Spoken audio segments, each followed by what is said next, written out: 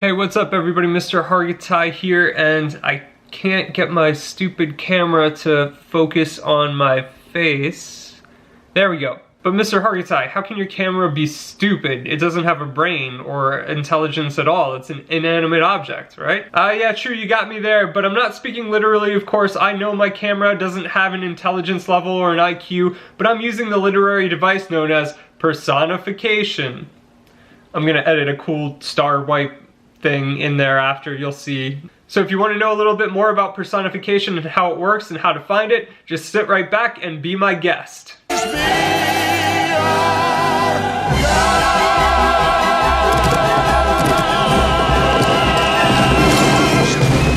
Alright, personification out of all literary devices is actually one that's fairly easy. I don't think this video is going to take terribly long for us to go over the examples. But, nevertheless, let's try it out anyway. So first off, personification is a literary device where a thing or an abstract concept is given human attributes. So this is something we see all the time. People name boats, guitars, cars, all sorts of things. This is just kind of like a fun thing, but it's also a literary device as well. So let's get an example of personification being used for a thing. The old door groaned wearily as the young girl pushed it open. Now obviously we know a door would not grow weary because it doesn't get tired, it's a door, duh. But this literary device is actually having an impact. Because of this, we already know that the door is not like a new, freshly installed door that's been put in recently. We actually get the sense that the door is old, it's tired, it hasn't been tended to in a long time. This helps develop an atmosphere. We know the house that this girl is going into is maybe haunted, it's old, it's ancient. We already start to get a vibe because of this personification. Moving on to the abstract concept. The abstract concepts can be a little bit tougher to grasp. However, this is something we use all the time as well. For instance, when we say something like, fate is a fickle mistress. One that's maybe a little more accessible that we're all familiar with is the phrase, love is blind. So in this we know love is obviously not blind, it's a concept, it doesn't have eyes to begin with.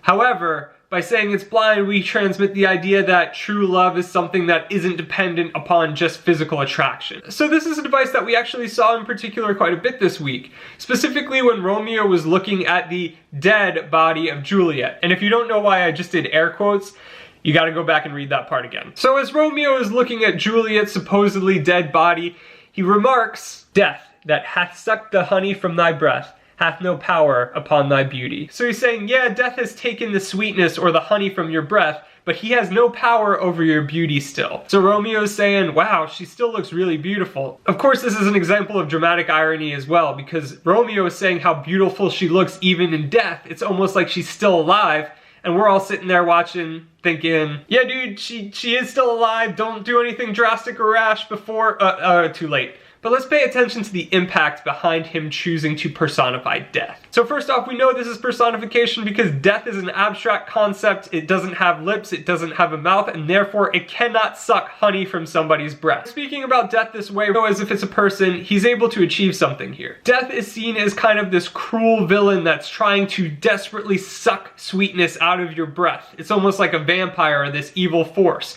This makes sense because Romeo is pretty upset right now. He feels like death has stolen his true love. So by using this personification, we enhance the meaning. There's a deeper meaning, there's an impact behind it, right? Shakespeare chose these words in particular to convey a certain effect. It's better and more poetic than having Romeo just say something like, yeah, death is really difficult to deal with sometimes.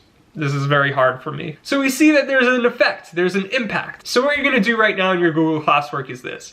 You're gonna answer a few of the multiple choice questions. The select a response section is gonna be the most interesting because you have 8 options to choose from, and I'm gonna not tell you the exact number, but a set number of them, more than one, are examples of personification. So you gotta put the little check mark next to the ones that are examples of personification. The last thing you'll have to do is actually craft an example of personification on your own.